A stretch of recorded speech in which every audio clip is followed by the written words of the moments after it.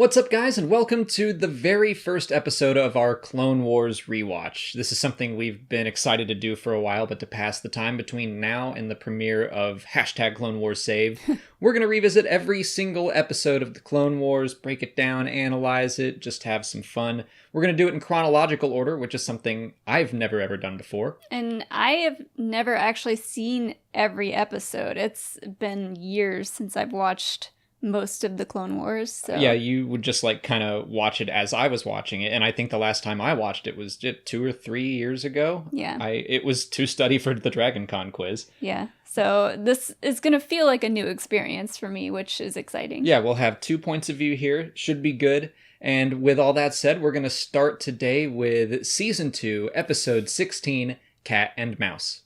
The planet Christophsis has been surrounded by Separatist cruisers. Senator Bail Organa is on the ground on a relief mission that is running low on supplies, and they're close to being overrun by droids.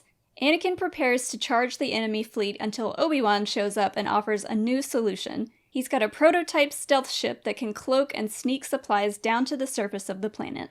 All right, let's pause for a second to talk about that ship, because cloaking technology has always been ambiguous in Star Wars, especially in Legends. Sometimes cloaked just means invisible to scopes, and sometimes cloaked means literally invisible, like it does here. Captain Nita certainly seemed surprised when the Millennium Falcon disappeared, and claimed that no ship that small has a cloaking device. Well, the Clone Wars gets around all that by assuring us that this is a prototype ship, and we know it's nearly 3 times the size of the Falcon. Also of note, Grand Moff Tarkin's ship, the Carrion Spike, was based on the stealth ship and also had a cloaking device. Moving on, Admiral Yularen takes some time to analyze the tactics of the enemy fleet commander, and he recognizes an old foe, Admiral Trench. Yularen tells Anakin about how he was supposedly killed in the Battle of Malastare Narrows. We don't really know what that was or what the battle was even about. We just know Trench was commanding a corporate fleet, and his ship was supposedly vaporized by Jedi Master Kep Shi. Anakin doesn't exactly like the idea of being a delivery boy, but Obi-Wan assures him that saving people is more important than blowing up ships, which sounds vaguely familiar, maybe a big message in a little movie called The Last Jedi. Anyway, Anakin and Yularen head off to deliver the supplies, but instead decide to go on the offensive to keep Trench from attacking the people trapped on the ground. He briefly reveals himself to the Separatist Admiral, and thus begins the game of cat and mouse. Trench openly boasts that he's dealt with stealth ships before, and Anakin guesses that his ship's magnetic signature can be traced. Anakin provokes an attack and has the torpedoes chase the ship right into Trench's command deck. As the supplies are passed out, Yularen praises Anakin's unorthodox methods. He also notes that Chancellor Palpatine warned him that Anakin likes to do things his way, but insisted that it was indeed a compliment to his character. The message of this episode is a wise leader knows when to follow. So something we wanted to do is make sure that we hit on these themes that the Clone Wars is trying to teach us, and see if it's doing a good job. Yeah. And so when I first saw that theme, my mind automatically went to, oh, this is about Anakin learning to follow. Yeah. Which isn't necessarily the case in this episode. That's what both of us were thinking. I feel like the last time I watched it, I would just kind of read that and glaze over it, and then I'd watch the episode and not actually consider it. But yeah, it seems like it's more about Yularen and, to a lesser extent, Obi-Wan learning to trust and follow Anakin. Right. I would consider them to be the 3 leaders in this episode, and I don't know, I feel like it should have been about Anakin, though. Yeah. He just kind of makes reckless decision after reckless decision. Yeah, it's interesting that we're not watching this technically in order, but chronologically we are watching this in order, so the first chronological episode is showing you that Anakin can basically do whatever he wants, and he kind of gets away with it. Well, maybe this is a story of him coming into his own, now that you mention that, because yeah, chronologically this is first. I would say that there has been some time that's passed in between episode 2 and now, because he is a full-fledged Jedi Knight.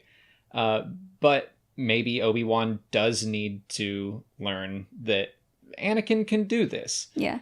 But the way it's presented, I still feel like Anakin and Trench are like the cat and mouse, as the title implies. And then we learn that Yularen has this history with Trench, which is great. I'm so glad that Yularen got some backstory. Yeah. It just feels like maybe the story should have been about Anakin pulling back a little on the recklessness and leaning on the experience of Yularen, who has a history with Trench. Yeah, he notices a symbol, and he knows a little bit more about Trench's, like, fighting tactics, and Anakin is just like, I got this. Right. He never really does any following. And on the opposite side, I feel like Yularen doesn't do anything reckless. It doesn't seem like he learns to follow Anakin. It's just kind of like he's there and he's like, oh, this is scary. Yeah. Which is fine. But yeah, I do think that Yularen would be the best fit of this theme that he is learning to follow, that you pointed out Chancellor Palpatine kind of warned him about Anakin. Yeah, in the very end of the episode, Yularen says that Palpatine basically told him to trust Anakin, even though he likes to do things his own way, which is an interesting little tidbit. Right, and that he meant it as a compliment of the highest regard. Yeah. So I do think that this message is conveyed, not in the way that I was expecting it to be, but I think it's there. Yeah. Before closing out every video, I thought it would be fun to cover just some random pieces of trivia in every episode. And these are things that I've done before in kind of collected videos, but if you haven't seen those, here they are. Among the Republic starships destroyed by Admiral Trench, according to intelligence reports displayed on Admiral Yularen's screen, are the cruiser The Righteous and the frigate Swift Return. Cut from the episode but present in the script was the name of the Jedi Master in charge of the Republic task force at the Battle of Malastare Narrows, Jedi Kep Shi.